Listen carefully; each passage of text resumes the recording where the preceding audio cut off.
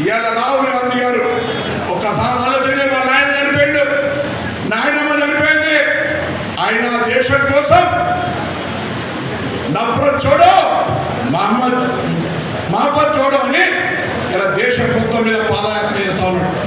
రాహుల్ గాంధీ గారు నాయకుడు చూడాలి, ఆయనలో ఉన్న మంచి మనస్తత్వం. నేను పార్లమెంట్ సభ్యుడిగా దగ్గరగా చూసిన ఒక మానవత్వం ఉన్నటువంటి మనిషి. నరేంద్ర మోడీ లాంటి మృగం కాదు. పెద్ద పెద్ద నాయకులు భారతీయ జనతా పార్టీలో ఉన్నటువంటి వాళ్ళకు సంబంధించి జరిగిన నష్టానికి ఒకటి కారణమైన చర్చ కాదు. కానీ దయచేసి ఆలోచన చేయండి, ఇలా ఒక ప్రజాస్వామికవాది, ఒక మానవతావాది, ఒక మృగం లాంటి అప్రజాస్వామికవాది నియంత నరేంద్ర మోడీకి జరుగుతున్న, రాహుల్ గాంధీ గారు జరుగుతున్న పోటీలో ఇది ఇక్కడ ఢిల్లీ ఎలక్షన్ కాదు, ఢిల్లీ ఎలక్షన్. ఢిల్లీ ఎలక్షన్ లో కాంగ్రెస్ పార్టీకి ఇవ్వాల్సిన అవసరం ఉందని మీ అందరికీ 2 చేతులు కొడుతున్నారు. ఢిల్లీ గెలవాలన్నా గల్లీలో మీ బూతుల మెజారిటీ రావాలి.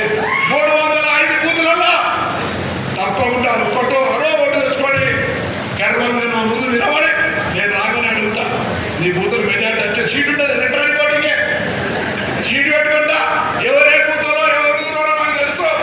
కాబట్టి రాగానే ఆ ఊరు సంగతి ఇలా తగ్గుంటా తీ ఏమంటారు తీ అని తీస్తా. కాబట్టి దయచేసి అయా రాముడు గారి ఆశీర్వచనంతో ఇలా తగ్గుంటే రాముడు ఇలా నా మీద దయ ఉంచి నేను ఆ రామభక్తులు నిన్న కూడా ఎంత పని ఉన్నా రాముని దగ్గరికి వచ్చిపోయిన పొద్దున్నే.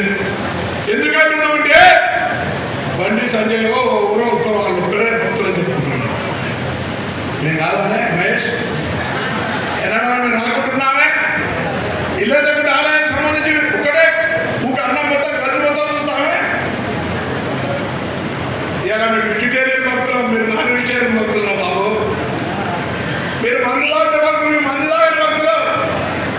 అవునయ్యా, దయచేసి మరొకసారి పోతున్నా, మనకున్నది ఎలక్షన్, మనకు కావాల్సింది మీ బూతుల ఓటు. మీ బూతుల మెజార్టీ తెచ్చుకునే బాధ్యత మీది.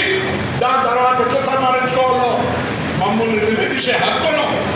ఒక ఎగ్జామ్ అనుకోండి, ఒక పరీక్ష అనుకోండి, 10వ తరగతి పరీక్ష వస్తే ఉద్యోగానికి అర్హత వస్తుంది. ఇక్కడ మీ బూతులు వెళితే మీ గ్రామంలో డెవలప్మెంట్ వర్క్ కావచ్చు, మీకు నామినేటెడ్ పదవి కావచ్చు, అర్హత స్థాయి విషయాన్ని దయచేసి మరొకసారి మీ అందరికీ మరొక్కసారి హృదయపూర్వకంగా నమస్కారం తెలియజేస్తూ జై కాంగ్రెస్.